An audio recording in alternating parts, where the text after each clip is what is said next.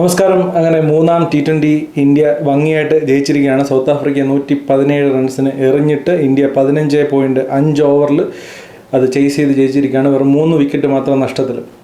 ഇപ്പോൾ ആദ്യം നമുക്ക് രണ്ട് ടീമിൻ്റെയും സെലക്ഷൻ നോക്കാം. ഇന്ത്യ ഇന്ന് അത്യാവശ്യം ചേഞ്ചസോടെയാണ് ഇറങ്ങിയത്. ഹർഷിത് റാണ ടീമിനുള്ളിലേക്ക് വന്നു. ജസ്പ്രീത് ബൂംറ അവൈലബിൾ അല്ലായിരുന്നു, അതുകൊണ്ട് തന്നെ ഹർഷിത് റാണ ടീമിനുള്ളിലേക്ക് വന്നു. അക്സർ പട്ടേലിന് പകരം കുൽദീപ് ഇന്ന് കളിച്ചു. പിച്ച് നമ്മൾ പ്രതീക്ഷിച്ച പോലെ അല്ലായിരുന്നു. സാധാരണ ഈ ധർമ്മശാല പിച്ച് അത്യാവശ്യം നല്ല ഹൈ സ്കോറിംഗ് ആയിട്ടുള്ള വെന്യൂവാണ്, നമ്മൾ IPL കണ്ടിട്ടുള്ളതാണ്. പക്ഷേ ഇന്ന് വളരെ ഡിഫറൻ്റ് ആയിട്ടാണ് ബിഹേവ് ചെയ്തത്. ഇന്ത്യ ബോൾ ചെയ്തപ്പോഴത്തേക്ക് വേറെ ലെവൽ മൂവ്മെൻ്റ് ആയിരുന്നു. ബോളേഴ്സിന് നല്ല രീതിയിൽ സപ്പോർട്ട് കിട്ടി. ഈവൻ ശിവൻ ദൂബെ പോലും വന്നിട്ട് ബോൾ ചെയ്തിട്ട് കളിക്കാനായിട്ട് ബുദ്ധിമുട്ടുണ്ടായിരുന്നു സൗത്ത് ആഫ്രിക്കൻ പ്ലേയേഴ്സിന്. ഇനി സൗത്ത് ആഫ്രിക്കയുടെ ടീമിനെ നോക്കുകയാണെന്നുണ്ടെങ്കിൽ അവർ ആവശ്യമില്ലാത്ത ചേഞ്ചസ് ഇങ്ങനെ ചെയ്യുന്നുണ്ട്. എനിക്കറിയില്ല, കഴിഞ്ഞ ഒരു വിന്നിങ് കോമ്പിനേഷൻ ഉണ്ടായിരുന്നു അവർക്ക്. ഈ ഒരു ഗ്രൗണ്ടിൻ്റെ പ്രത്യേകതയിൽ സ്പിന്നേഴ്സിന് അധികം ഇമ്പോർട്ടൻസ് ഇല്ലാത്തതുകൊണ്ട് ഓക്കെ, ബോഷ് ടീമിനുള്ളിലേക്ക് വന്നു, ജോർജ് ലിൻഡെ മാറ്റി എന്നുള്ളത് ഓക്കെ. വീണ്ടും ക്രിസ്ത്യൻ സ്റ്റബ്സ് ടീമിനുള്ളിലേക്ക് വന്നു, മില്ലറിനെ മാറ്റി. മില്ലർ കഴിഞ്ഞ കളി അത്യാവശ്യം നന്നായിട്ട് മിഡിൽ ഓർഡറിൽ കളിച്ചാണ്. അതുപോലെ തന്നെ ആൻഡ്രിക് നോക്കിയ ഉള്ളിലേക്ക് വരുന്നു. സിബാംല ടീമിന് പുറത്തേക്ക് പോകുന്നു. ഇതൊക്കെ ഒരു ആവശ്യമില്ലാത്ത ഒരു വിൻ ചെയ്ത് നിൽക്കുമ്പോൾ പിന്നെ ആവശ്യമില്ലാത്ത ചേഞ്ചസ്. ഇന്ത്യ എന്തൊക്കെയാണോ ചെയ്തുകൊണ്ടിരിക്കുന്നത് അതുപോലൊക്കെ കൈൻഡ് ഓഫ് തിങ്സ് ഇപ്പോൾ സൗത്ത് ആഫ്രിക്കയും ചെയ്തു തുടങ്ങുന്നുണ്ടോ എന്നുള്ളൊരു സംശയമുണ്ട്.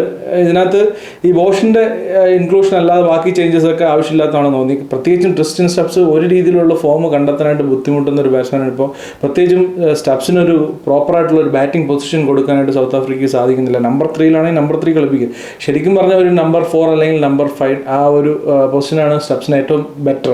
പക്ഷേ അവിടെ കളിക്കാനായിട്ട് പറ്റുന്നില്ല. സ്റ്റബ്സിനെ ഇങ്ങനെ മാറ്റിക്കൊണ്ടിരിക്കുകയാണ്. ഇപ്പോൾ ODI കളിക്കുന്ന വേറെ രീതിയിൽ, അതുപോലെ തന്നെ ടെസ്റ്റ് കളിക്കുന്ന വേറൊരു പൊസിഷനിൽ, T20 വരുമ്പോൾ പല പൊസിഷനിലാണ് കളിപ്പിച്ചുകൊണ്ടിരിക്കുന്നത്. So that's disturbing him. Stubbs ഒരു ക്വാളിറ്റി ബാറ്റ്സ്മാനാണ്, പക്ഷേ സെറ്റിലാവണം, ഏതെങ്കിലും ഒരു പൊസിഷനിൽ സ്റ്റബ്സ് സെറ്റിലാവണം എന്നുള്ളത് സൗത്ത് ആഫ്രിക്കയെ സംബന്ധിച്ച് വളരെ ഇമ്പോർട്ടൻ്റ് ആണ്. ഈ ആവശ്യമില്ലാത്ത ചേഞ്ചസ് സൗത്ത് ആഫ്രിക്കയിലും ഉണ്ട്. ഒരുപാട് ടാലൻറ്റിൻ്റെ അതിപ്രസരം ഇന്ത്യക്കുള്ളതുപോലെ തന്നെ സൗത്ത് ആഫ്രിക്കയുണ്ട്. ബാറ്റ്സ്മാൻമാർക്ക് എടുത്ത് നോക്കുകയാണെന്നുണ്ടെങ്കിൽ അത് ഒരുപാടുണ്ട് സൗത്ത് ആഫ്രിക്ക. അത് അവരെ സംബന്ധിച്ച് ഒരു വലിയ പ്രശ്നമാണ്.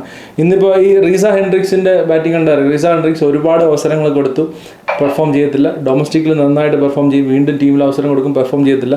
ഇങ്ങനെ ഒരുപാട് നാളായിട്ട് ചെയ്തുകൊണ്ടിരിക്കുന്ന ഒരു പ്ലെയറാണ്. പക്ഷേ കളിപ്പിക്കേണ്ടതായിട്ട് വരുന്നത് അവർക്ക് ചില ഈ റിസർവേഷൻ സിസ്റ്റം ഉണ്ട് സൗത്ത് ആഫ്രിക്കയുടെ ഇതിൽ. അപ്പോൾ പ്ലെയേഴ്സ് ഇപ്പോൾ ഒരു പ്ലേയിങ് 11 ഇട്ട് കഴിഞ്ഞാൽ ഇത്ര ബ്ലാക്സ് ഉണ്ടാവണം, ഇത്ര ഏഷ്യൻസ് ഉണ്ടാവണം, അങ്ങനെ കുറേ നിയമങ്ങളുണ്ട്. അപ്പോൾ അവരുടെ റിസർവേഷനകത്തുള്ള പ്ലെയേഴ്സ് അകത്ത് വേണ്ടതുകൊണ്ട് തന്നെ ചില പ്ലെയേഴ്സിനെ കളിപ്പിക്കേണ്ടതായിട്ട് വരും. ഒരു ബെസ്റ്റ് 11 കളിപ്പിക്കാനായിട്ട് സൗത്ത് ആഫ്രിക്കയ്ക്ക് എപ്പോഴും സാധിക്കാറില്ല, ഈ ഒരു റിസർവേഷൻ സിസ്റ്റം ഉള്ളതുകൊണ്ട് തന്നെ. ഒരു സോഷ്യലി നോക്കുകയാണെന്നുണ്ടെങ്കിൽ അവരുടെ സിറ്റുവേഷൻ അനുസരിച്ച് അവർക്ക് ആവശ്യമുള്ള ഒരു കാര്യമായിരിക്കും ഈ റിസർവേഷൻ. പക്ഷേ at A cricketing point of വ്യൂവിൽ നോക്കുകയാണെന്നുണ്ടെങ്കിൽ ഒരു ടീമിന് ബെസ്റ്റ് 11 കളിപ്പിക്കാൻ അവരെ സമ്മതിക്കാത്ത അല്ലെങ്കിൽ അവരെ റെസ്ട്രിക്റ്റ് ചെയ്യുന്ന ഒരു നിയമമാണ് ഈ റിസർവേഷൻ എന്ന് പറയുന്നത്. അതുകൊണ്ട് തന്നെ അവർക്ക് പല പ്രശ്നങ്ങളും ടീം സെലക്ഷനിൽ തന്നെ ഉണ്ടാവാറുണ്ട്. എന്തായാലും അവരുടെ ഇപ്രാവശ്യത്തെ ടീം ഇട്ടത് ആവശ്യമില്ലാത്ത ചേഞ്ചസ് ആയിട്ട് എനിക്ക് തോന്നി. എന്തായാലും ഇന്ത്യ ഫസ്റ്റ് ബോൾ ചെയ്ത് ഒരു രക്ഷയില്ലാത്ത മൂവ്മെൻ്റാണ്. ഹർഷ്ദീപ് ശക്തമായിട്ട് തിരിച്ചു വന്നു. ഹർഷീപ് എന്താണ് ഒരു ഓഫ് ഡേ ആണ് കഴിഞ്ഞ മാച്ച് എന്നുള്ളത് പ്രൂവ് ചെയ്തു. സൂപ്പറായിട്ട് ബോൾ ചെയ്തു. ഫസ്റ്റ് ഓവറിൽ വിക്കറ്റ് ഇട്ടു, സൂപ്പറായിട്ട് ബോൾ ചെയ്തു. അതുപോലെ തന്നെ ഹർഷിത് റാണ ഇന്ന് അന്യായ ബോളിംഗാണ്, തീ ബോളിംഗ് ആയിരുന്നു. വിക്കറ്റ് കിട്ടിയതല്ലാതെ തന്നെ ഹർഷിത് റാണ ഒരുപാട് ഇപ്പോൾ സ്റ്റബ്സ് ബാറ്റ് ചെയ്തപ്പോഴും മാർക്കം ബാറ്റ് ചെയ്തപ്പോഴൊക്കെ ഇൻസൈഡ് എഡ്ജ് അടിച്ച് ബോൾ പുറത്ത് തേർഡ് മാനിലേക്ക് പോകുന്നത് നമ്മൾ കണ്ടു. റീഡ് ചെയ്യാൻ വളരെ ബുദ്ധിമുട്ട്. പൊതുവേ ഫസ്റ്റ് ബോളേഴ്സിന് നല്ല രീതിയിൽ സപ്പോർട്ട് കിട്ടി. പറഞ്ഞല്ലോ, ശിവൻ ദൂബയ്ക്ക് വരെ നല്ല രീതിയിൽ സപ്പോർട്ട് കിട്ടി. അതുകൊണ്ട് തന്നെ എന്തായാലും ആ കണ്ടീഷൻസിന് നന്നായിട്ട് യൂസ് ചെയ്തിട്ട് ഇന്ത്യയുടെ ഫസ്റ്റ് ബോളേഴ്സ് നന്നായിട്ട് ബോൾ ചെയ്തു.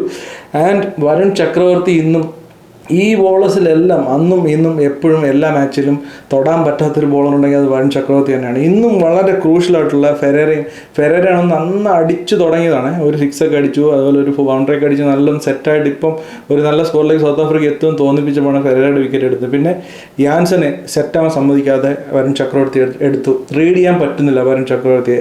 ബിഗ് പ്രോബ്ലം ഫോർ അത് സൗത്ത് ആഫ്രിക്ക മാത്രമല്ല, ഇനി വേൾഡ് കപ്പിലേക്ക് വരുമ്പോൾ എല്ലാ ടീമുകൾക്കും ഇതൊരു പ്രശ്നം തന്നെയാണ്. വരുൺ ചക്രവർത്തി ഈസ് അൺറീഡബിൾ എന്നുള്ളൊരു പ്രോബ്ലം എല്ലാ ടീമുകൾക്കും ഉണ്ടാവും. ഹീസ് ഇപ്പോൾ ഓൾറെഡി T20 ഇന്ത്യയുടെ ഒരു എക്സ് ഫാക്ടർ. ഭയങ്കര എന്താ പറയുന്നത്, വേറെ ആര് പെർഫോം ചെയ്ത് അഭിഷേക് ശർമ്മയെ പോലെ തന്നെ വരുൺ ചക്രവർത്തിയും ഇന്ത്യയുടെ ഒരു അസറ്റ് തന്നെയാണ്. മാർക്രമാണ് സൗത്ത് ആഫ്രിക്കയുടെ ഇന്നിങ്സിൽ അത്യാവശ്യം നല്ലൊരു ഇന്നിങ്സ് കളിച്ചത്. 61 of 45. ഒരു ക്യാപ്റ്റൻ്റെ ഇന്നിങ്സ് അതും കൂടി ഇല്ലായിരുന്നുണ്ടെങ്കിൽ 100 പോലും കിടക്കത്തില്ലായിരുന്നു സൗത്ത് ആഫ്രിക്ക. ഫസ്റ്റ് ഓവേഴ്സിൽ ഇനിഷ്യൽ ഓവേഴ്സിൽ കണ്ടീഷൻസ് റീഡ് ചെയ്തനുസരിച്ച് കളിക്കാനായിട്ട് രണ്ട് ടീം ഏത് ടീമായാലും അതിന് പറ്റുന്ന ഇന്ത്യക്ക് ഇന്ത്യക്ക് അതിന് കുറച്ചുകൂടെ സാധിച്ചു. സെക്കൻഡ് ബാറ്റ് ചെയ്തുകൊണ്ട് തന്നെ സൗത്ത് ആഫ്രിക്ക പക്ഷേ അതിന് സാധിച്ചില്ല.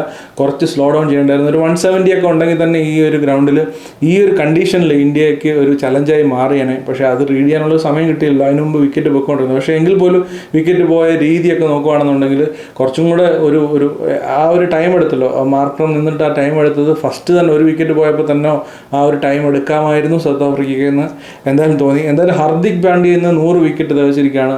What a player! 100 വിക്കറ്റ്, ഇത്ര റൺസ് T20. ഹർഷ്ദീപ് സിംഗ്, ജസ്പ്രീത് ബുംറ കഴിഞ്ഞിട്ട് മൂന്നാമത്തെ ബോളറാണ് ഇന്ത്യയുടെ T20 100 വിക്കറ്റ് എടുക്കുന്നത്. ബോളറാണ്, ഒരു ഓൾറൗണ്ടറാണെന്ന് ഓർക്കണം. Amazing achievement Hardik Pandya. ഇനി ഇന്ത്യയുടെ ബാറ്റിങ്ങിലേക്ക് വന്നു കഴിഞ്ഞാൽ അഭിഷേക് ശർമ്മ പതുപോലെ എക്സ് ഫാക്ടർ ബാറ്റിംഗ്. ഈ കണ്ടീഷൻ എനിക്കൊരു വേറെ ലീഗിലാണ് അഭിഷേക് ശർമ്മ കളിക്കുന്നത്. എന്ത് കണ്ടീഷൻ ആയിക്കോട്ടെ, നിങ്ങൾ ബാക്കി എല്ലാവരും കൂടെ ബാക്കി രണ്ട് ടീമിലെയും 22 പ്ലേയേഴ്സ് ഉണ്ടെങ്കിൽ 21 പ്ലേയേഴ്സ് നിങ്ങൾ വേറെ കളിച്ചോ. ഞാൻ കളിക്കുന്നത് വേറെ ലീഗാണെന്നുള്ള രീതിയിലാണ് അഭിഷേക് ശർമ്മ കളിക്കുന്നത്. ഒരു രക്ഷയില്ലാത്ത പെർഫോമൻസ്. ഇന്നും ഇത്രയും ചെറിയൊരു സ്കോർ വെച്ച് ഡിഫെൻഡ് ചെയ്യുമ്പോൾ സൗത്ത് ആഫ്രിക്കയെ സംബന്ധിച്ച് അഭിഷേക് ശർമ്മ 18 ബോളിൽ 35 റൺസ് അടിക്കുക എന്ന് പറഞ്ഞാൽ അവിടെ കളി തീർന്നു. അവിടുന്ന് കളി സൗത്ത് ആഫ്രിക്കയുടെ നിന്ന് എടുത്തു. ഒരു രക്ഷയില്ലാത്ത ബാറ്റിംഗ് ആയിരുന്നു. മറു സൈഡിൽ ഗില്ലിൻ്റെ കാര്യം പറയാനാണെന്നുണ്ടെങ്കിൽ ഇന്നൊരു എസ്കേപ്പ് ആവുന്ന രീതിയിലുള്ളൊരു ഇന്നിങ്സ് ഗില്ല് കളിച്ചു. 28 ബോളിൽ 28. ആദ്യം ഒരു LBWയുടെ ചാൻസ് ഉണ്ട്, അത് സർവൈവ് ചെയ്തു. അതിനുശേഷം സ്ലിപ്പിലൊരു ക്യാച്ച്, അവിടെ ഫീൽഡർ ഇല്ലാത്ത രണ്ടിൻ്റെ കീപ്പറിൻ്റെ സ്ലിപ്പിൻ്റെ ഇടയിൽ കൂടെ പോയി അങ്ങനെ രക്ഷപ്പെട്ടു. എന്തായാലും തട്ടിമുട്ടി 28 ബോളിൽ 28 റൺസ് അടിക്കാൻ ഗില്ലിന് സാധിച്ചു. ഇതിപ്പം ഒരു വലിയ അച്ചീവ്മെൻറ്റ്. റണ്ണേ ബോൾ 28 ബോളിൽ 28 എന്ന് പറയുമ്പോഴത്തേക്ക് ഇന്ത്യൻ ക്രിക്കറ്റ് മാനേജ്മെൻറ്റൊക്കെ അടിച്ചു. ഇനി ഒരു 2 കളിയും കൂടെ കളിക്കാൻ, അല്ലെങ്കിൽ ഒരു 3-4 കളിക്കാനായിട്ടുള്ളൊരു പെർഫോമൻസ് ഗില്ലിൻ്റെ സൈഡിൽ നിന്ന് ഇത് മതി എന്നുള്ളൊരു ചിന്താഗതിയായിരിക്കും. പക്ഷേ എന്നെ സംബന്ധിച്ച് ഇന്നത്തെ മാച്ചിൽ ആ ഒരു ഇന്നിങ്സിൻ്റെ ആവശ്യം ഉണ്ടായിരുന്നു. മീൻസ് നമ്മൾ സഞ്ജു സാംസനെ കളിപ്പിക്കണം എന്നുള്ളതുകൊണ്ട് പറയുന്നുണ്ടെങ്കിലും ഇന്നത്തെ ഒരു മാച്ചിൽ അവിടെ ഒരാൾ സ്റ്റേ ചെയ്യേണ്ട ആവശ്യം ഉണ്ടായിരുന്നു. അതേപോലെ തന്നെ ഒരു ഇന്നിങ്സാണ് തിലക് വർമ്മയെ കളിച്ചത്. 34 ബോൾ 26 റൺസാണ് അടിച്ചത്. സോ കണ്ടീഷൻ അങ്ങനെയായിരുന്നു, മോശമായിരുന്നു. ഗില്ല് കുഴപ്പമില്ലാതെ തന്നെ കളിച്ചു. പക്ഷേ ഇതൊരു ടീമിൽ സ്ഥാനം ഉറപ്പിക്കാൻ പറ്റുന്നൊരു ഇന്നിങ്സ് ഒന്നുമില്ല. പക്ഷേ എസ്കേപ്പായി. ഇന്നത്തെ മാച്ചിൽ ഗില്ല് കുറ്റം പറയാനില്ലാത്തൊരു ഇന്നിങ്സ് കളിച്ചു എന്ന് നമുക്ക് പറയാം. സൂര്യകുമാർ യാദവ് ഇന്ന് വന്നിട്ട് ഒരു കട്ട് ഷോട്ട് അടിച്ചു, സൂപ്പർ ഒരു ഷോട്ട്, ഒരു പുൾ ഷോട്ട് അടിച്ചു, ഒരു ലോങ് ഓഫിന് മുകളിൽ കൂടെ ഒരു ഷോട്ട് അടിച്ചു. എല്ലാം നല്ല സൂപ്പറായിട്ടുള്ള ഷോട്ടാണ്. എന്നിട്ട് ഔട്ടായത് എങ്ങനെ? വീണ്ടും പഴയ പോലെ സ്കൂപ്പ് തോണ്ടി ഔട്ടായി. അവിടെയാണ് സൂര്യകുമാർ യാദവ് സ്ട്രഗിൾ ചെയ്യുന്നത്. എനിക്ക് തോന്നുന്നു കുറേ നാളത്തേക്ക് കടിച്ചു പിടിച്ച് ആ ഷോട്ട്സൊക്കെ ഒന്ന് മാറ്റി വെച്ചിട്ട് സൂര്യകുമാർ യാദവ് ഒരു 50 or 60 ഒക്കെ അടിച്ചിട്ട് പതിയെ ആ ഷോട്ട്സ് ഒന്ന് ഒതുക്കി വെക്കുന്നതായിരിക്കും നല്ലത്. കാരണം വീണ്ടും വീണ്ടും വീണ്ടും ആ ടൈപ്പ് ഓഫ് ഷോട്ട്സിൽ തന്നെയാണ് സൂര്യകുമാർ യാദവ് ഔട്ടാവുന്നത്. എന്തായാലും ദൂബെ 4 ബോളിൽ 10 റൺസ് അടിച്ച് ഇന്ത്യക്ക് അനായാസമായിട്ട് ജയം സമ്മാനിച്ചു. ഇന്ത്യക്ക് ആധികാരികമായിട്ടുള്ള ജയം തന്നെയാണ്. സൗത്ത് ആഫ്രിക്കയെ ശ്വാസം മുട്ടിച്ച് കൊന്നു ശരിക്കും പറഞ്ഞ ഈ മാച്ചിൽ.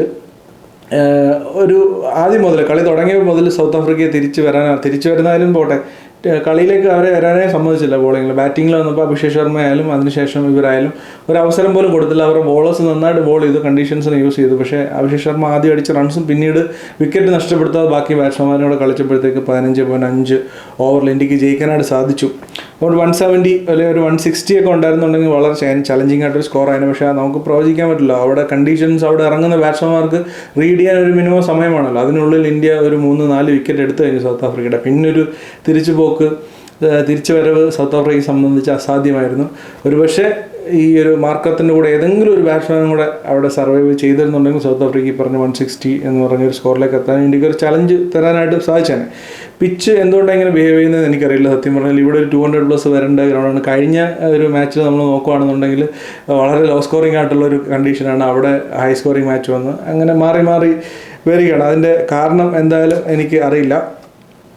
ബാറ്റിങ്ങിനെ സംബന്ധിച്ച് റീഡിങ് കണ്ടീഷൻ സൗത്ത് ആഫ്രിക്കയെ സംബന്ധിച്ചുള്ള വലിയ പ്രശ്നമാണ്. അവരുടെ ബാറ്റിംഗ് ഓർഡറിൽ ഇന്ത്യ പോലെ തന്നെ സ്ഥിരതയില്ല. ആരെ എവിടെ ഇറക്കും എന്നുള്ള കാര്യത്തിലൊരു തീരുമാനമില്ല. അതുപോലെ തന്നെ കണ്ടീഷൻസിനെ റീഡ് ചെയ്ത് അതിനനുസരിച്ച് കളിക്കാനുള്ളൊരു ടെമ്പറമെൻ്റ് അവർക്ക് കാണിക്കുന്നില്ല. അതിൻ്റെ റോൾ ആരാണ്? മാർക്രം ഇന്ന് നല്ലൊരു ഇന്നിങ്സാണ് കളിച്ചത്. അതിന് താഴെ ബ്രവീസോ അല്ലെങ്കിൽ അതിന് താഴെ വന്ന് സ്റ്റബ്സൊക്കെ ഔട്ടായത് വളരെ പത്തറ്റിക്കായിട്ടുള്ള രീതിയിലാണ്. അപ്പോൾ സൗത്ത് ആഫ്രിക്ക വർക്ക് ചെയ്യാനായിട്ട് ഒരുപാടുണ്ട്. T20 വേൾഡ് കപ്പ് തൊട്ടടുത്ത് വന്നിരിക്കുകയാണ്. ഇനി അധികം സമയമില്ല. അവർക്ക് ബാറ്റിംഗ് ഓർഡർ സെറ്റ് ചെയ്യണം. ഇതുപോലെ തന്നെ ഓരോ സ്പെസിഫിക് റോൾസ് പ്ലേയേഴ്സിന് കൊടുക്കണം. അങ്ങനെ ഒരുപാട് ചലഞ്ചസ് സൗത്ത് ആഫ്രിക്കയെ സംബന്ധിച്ച് ഉണ്ട്. റീസ ഹെൻഡ്രിക്സ് ഒന്നും പോരാ. ഓപ്പണിങ്ങിൽ ഒരുപക്ഷെ റിക്കിൾട്ടണും എന്താ പറയുന്നത് ക്വിൻ്റൻ ഡീകോക്കും കൂടെ കളിച്ചിരുന്നുണ്ടെങ്കിൽ ബെറ്റർ ആയിരുന്നു. പക്ഷേ അങ്ങനെ കളിപ്പിക്കാൻ അവർക്ക് പറ്റത്തില്ല. നമ്മൾ നേരത്തെ പറഞ്ഞ റിസർവേഷൻ്റെ പ്രശ്നം ഉള്ളതുകൊണ്ട് തന്നെ അവർക്ക് അങ്ങനെ കളിപ്പിക്കാൻ പറ്റാത്തതുകൊണ്ടായിരിക്കാം. എന്തായാലും south Africa 4ാം T20 south Africa എഴുതി തള്ളാൻ പറ്റില്ല. കാരണം ഇപ്പോൾ ഒരു ട്രെൻഡ് നോക്കുകയാണെന്നുണ്ടെങ്കിൽ ഒരു കളി ഇന്ത്യ ജയിക്കുമ്പോൾ അടുത്ത കളി സൗത്ത് ആഫ്രിക്ക ശക്തമായി തിരിച്ചുകൊണ്ട്, അതുകൊണ്ട് തന്നെ അടുത്ത മാച്ചിൽ എഴുതി തള്ളാൻ പറ്റത്തില്ല. അവർക്ക് ശക്തമായിട്ട് തിരിച്ചു വരാനായിട്ട് സാധിക്കട്ടെ. അങ്ങനെ ആകുമ്പോഴത്തേക്ക് 5ാമത്തെ മത്സരം ഒരു ടൈ ബ്രേക്കറായിട്ട് മാറും. ഒരു ഫൈനൽ പോലുള്ളൊരു മത്സരം നമുക്ക് കാണാനായിട്ട് സാധിക്കും. ഇന്നത്തെ മാച്ചിൽ സൗത്ത് ആഫ്രിക്ക ആദ്യം തന്നെ തകർന്നതുകൊണ്ട് തന്നെ എനിക്ക് വലിയ വിഷമം തോന്നില്ല സൗത്ത് ആഫ്രിക്ക തോറ്റതിൽ. എന്തായാലും ഇന്ത്യ ഔട്ട് പ്ലേഡ് എന്ന് തന്നെ പറയാം. ഔട്ട് പ്ലേഡ് നമ്മൾ ഇപ്പോൾ കഴിഞ്ഞ ഇതിൻ്റെ പ്രീവ്യൂലും പറഞ്ഞത്, India as A T20 team ലോകത്ത് ഏത് ടീം എടുത്തു വെച്ചാൽ അതിന് മുകളിലാണ്. അതിനുള്ള തക്കതായിട്ടുള്ള ടാലൻറ്റ് ഇന്ത്യക്കുണ്ട്. ഇന്ന് ബൂമ്ര ഇല്ല എന്ന് ഓർക്കണം. വരുൺ ചക്രവർത്തി, അഭിഷേക് ശർമ്മ ഇങ്ങനെയുള്ള 2 എക്സ് ഫാക്ടർ തന്നെ മതി ഇന്ത്യക്ക് ഒരു ടീമിനെ തകർക്കാനായിട്ട്. അപ്പോൾ ബാക്കിയുള്ള എല്ലാം കൂടെ ഒന്ന് സെറ്റായി വരുമ്പോഴത്തേക്ക് ബൂമ്ര, കുൽദീപ് യാദവ് കൂടെ ഒന്ന് സെറ്റായി, ഹാർദിക് പാണ്ഡ്യ ഇവരൊക്കെ എല്ലാം കൂടെ സെറ്റായി വരുന്ന ഒരു ടീം, ഇവരുടെ ബാറ്റിംഗ് ഓർഡറും കൂടെ. ഇന്ന് തിലക് വർമ്മ നമ്പർ 3 ഇറക്കി, അത് വളരെ നല്ല കാര്യം. അതുകൊണ്ട് എന്താ ഒരു കുഴപ്പമില്ലാതെ പോയി. ഇതുപോലെ അങ്ങ് പോയാൽ മതി. Number 3 Tilak Varma, number 4 Suryakumar Yadav, number 5 Hardik Pandya, അത് കഴിഞ്ഞിട്ട് ശിവൻ ദുബെ, അങ്ങനെ വന്നാൽ മതി. അക്സർ പട്ടേലെ കളിപ്പിക്കുകയാണെങ്കിൽ അതിന് താഴെ കളിപ്പിച്ചാൽ മതി. ഇനി ഒരു ക്രൈസിസ് വരുവാണെന്നുണ്ടെങ്കിൽ മാത്രം എന്തെങ്കിലും ഒരു ഫ്ലോട്ടിംഗ് എന്നുള്ള രീതിയിൽ യൂസ് ചെയ്താൽ മതി. അപ്പോൾ അങ്ങനെയൊക്കെ ചെയ്യുകയാണെന്നുണ്ടെങ്കിൽ ഇന്ത്യക്ക് സുഖമായിട്ട് ഈസിയായിട്ട് സൗത്ത് ആഫ്രിക്കയൊക്കെ ഏത് ടീമിനെ തോൽപ്പിക്കാവുന്നേ ഉള്ളൂ. പക്ഷേ ആവശ്യമില്ലാത്ത പരീക്ഷണങ്ങളൊക്കെ ഒഴിവാക്കിയാലും. അപ്പോൾ ഇതാണ് 3ാം T20 റിവ്യൂ. അപ്പോൾ മറ്റൊരു ക്രിക്കറ്റ് റിലേറ്റഡ് വീഡിയോയിൽ വീണ്ടും കാണുന്നത് വരെ ബൈ.